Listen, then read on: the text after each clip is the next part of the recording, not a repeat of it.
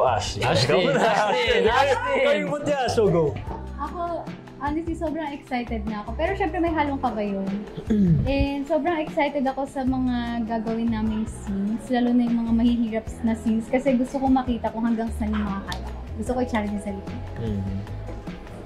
Andres! Yun nga, overall, super excited ako talaga to get the chance to work with these guys right here, you know, and everyone else in the cast. So, yun na. Ako rin po sobrang excited and hindi nawawala sa akin yung kaba. Kasi sabi sa akin dati na pag di ka na kinakabahan, masyado ka ng kampante sa trabaho mo. Parang hindi mo na magagawa yung best. Galing mo. Mutya. So, Yeah, go. mutya ng Section E, isa siyang babae na transfer sa isang school. Tapos, napunta siya sa parang pinakamagulong section. At siya lang yung babae doon. Nagkakaroon ng babae doon before, pero napapaalis nila. Ako, hindi nila ako mapapaalis kasi na-trigger nila ako at lalabanan ko sila. Matigas ka eh. So, yung character ko. Ako yung character ko, tulad ng sabi ko kanina, may strong personality si JJ at pinaglalaban niya lalo na kapag alam niyang tama siya. And bukod doon, kahit ganun yung personality niya, meron siyang parang longing na magkaroon ng friends or parang maging belong. Okay, yung character ko naman ay si Kiefer. Siya ay isang troublemaker. Siya din ang class president ng Section E. At siya din ay medyo masungit. May pagka-bully siya. Pero out of protection and out of loyalty to his friends. Protectiveness. Ako naman po ang character ko ay si Yuri Anamichi. Best friend siya ni Kiefer. And sobrang bully nila. Gagawin nila lahat para mapatalsik ng kahit sino mang babae na papasok sa section.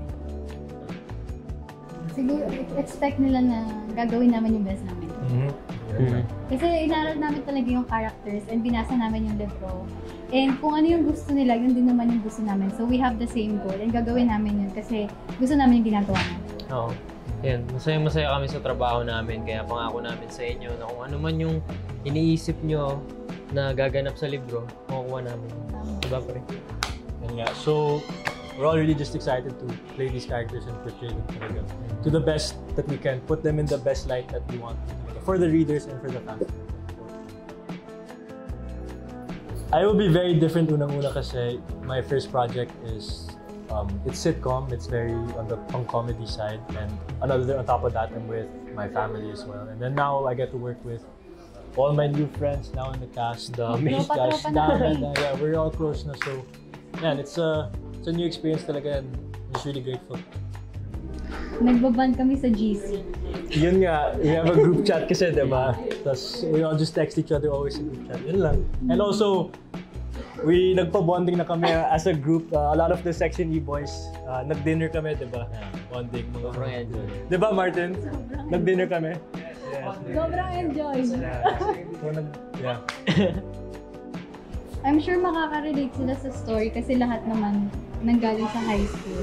And meron ditong, alam mo yung bardagulan na kulitan, bardagulan na seryoso talaga, and of course may mga kilig-kilig sa mga crush-crush. And I know makakahanap sila ng character doon na makaka-relate sila. And gaya nga na sinabi ni Ashton, lahat tayo nag-high school.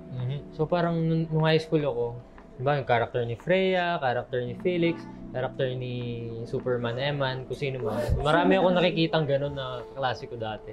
Kaya sobrang makaka-relate lahat ng tao dito. Kaya nga, and also another thing is parang we all most of us went to high school, so we have these experiences na parang as being a teenager lang, it's universal to have these experiences, and everyone can relate in terms of what they experienced in school, from schoolworks to love life, you know, academics, extracurriculars, mga ganun. So yeah, they'll be able to see the dynamic between everyone in the class. Hello po, ako nga po pala si Robin Angeles. And ako po si Ashtin Olviga. Ako po si Andres Mulak. At iniimbitahan po namin kayong manood ng Ang Mutya ng Section E, Soon on on Vivo Vivo 1. Hi mga kapika!